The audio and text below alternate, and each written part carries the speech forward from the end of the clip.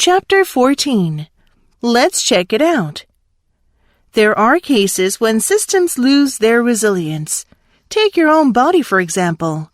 It is exposed to many viruses and bacteria each day without you being aware of it. If your immune system is powerful, it will fight back against the invaders and stay healthy. You might catch a cold depending on the germ, but you'll heal eventually. But resilience can be lost with aging. This is especially true in the case of living systems. Think about bone density depletion over a woman's lifetime. Due to the weakness of her bones, her hip breaks easier if she falls. Then, because of the same weakness, the recovery is longer. Her health declines because she doesn't exercise regularly or eat as well. Standing to cook is a strain. This woman would need an orthopedist and a skilled internist who would look at her nutritional health, a physical therapist, and a therapist to help her mental health. An injury like this could devastate an otherwise vibrant person. It is a profound breakdown of multiple subsystems in her body. Exercises. Number 1. When you perform data analysis, reminding yourself of your question serves to provide a framework for your interpretation. For example, your original question may have been, for every 12-ounce can of soda drunk per day, how much greater is the average BMI among adults in the United States?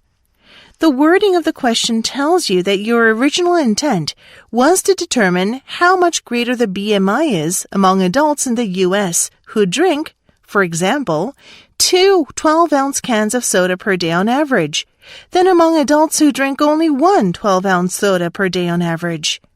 The interpretation of your analyses should yield a statement such as, for every 1 additional 12-ounce can of soda that adults in the U.S. drink, BMI increases on average by X kilograms per square meter. But it should not yield a statement such as, for every additional ounce of soda that adults in the U.S. drink, BMI increases on average by X kilograms per square meter. Number 2. Many experts claim that large pharmaceutical companies have in recent times become far more focused on making money than on creating needed new drugs. For example, these drug companies concentrate on research that will yield drugs for long-term illnesses or conditions. It is extremely profitable to make drugs to treat an illness people will have forever, or to create a drug that will cure a condition, such as baldness, that will always be with us. It is certainly important to create drugs to treat long-term illnesses, such as diabetes. But it is far more important to create new antibiotics to combat deadly infections than it is to produce vanity drugs that grow hair. The problem is that there is not much profit in making antibiotics. A new antibiotic must be formulated and then tested for safety. Only then can it be sold to the public. Of course, eventually, the disease-causing bacteria will become resistant to the new antibiotic. All of the drug companies' research will have been wasted. They will have to start again making another antibiotic. This process is not profitable. For this reason, very little research is being done to develop new antibiotics to kill bacteria that have become resistant to existing drugs. Number 3. A major problem occurs when there are unexpected, negative consequences because of health education.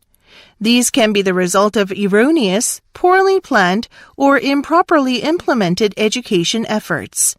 For instance, suppose you want to teach a group of people who are newly diagnosed with cancer that there is hope. You ask 4 or 5 people with cancer to speak to your group. Unfortunately, several of the presenters are dealing with anger and depression because of their disease, and they take this opportunity to share their pain and frustration with the healthcare system.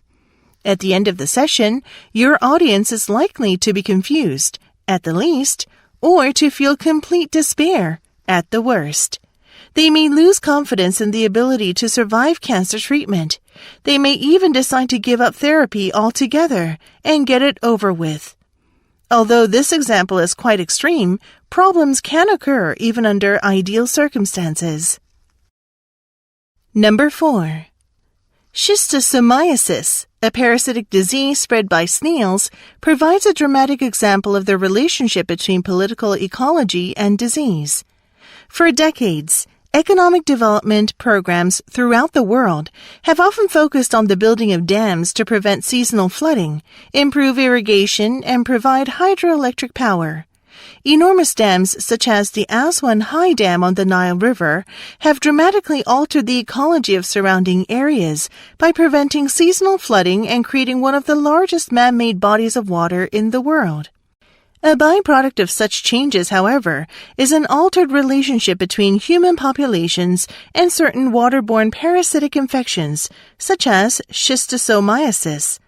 The small snails that carry schistosomiasis thrive in the numerous irrigation canals emanating from the dams, increasing human exposure to the parasites. This exposure has led to an increased risk of contracting schistosomiasis, an infection that primarily affects children in people that live close to some kinds of dams and irrigation systems. But the way this relationship plays out depends on the larger ecological context of the dam, as well as the socioeconomic status of people at risk.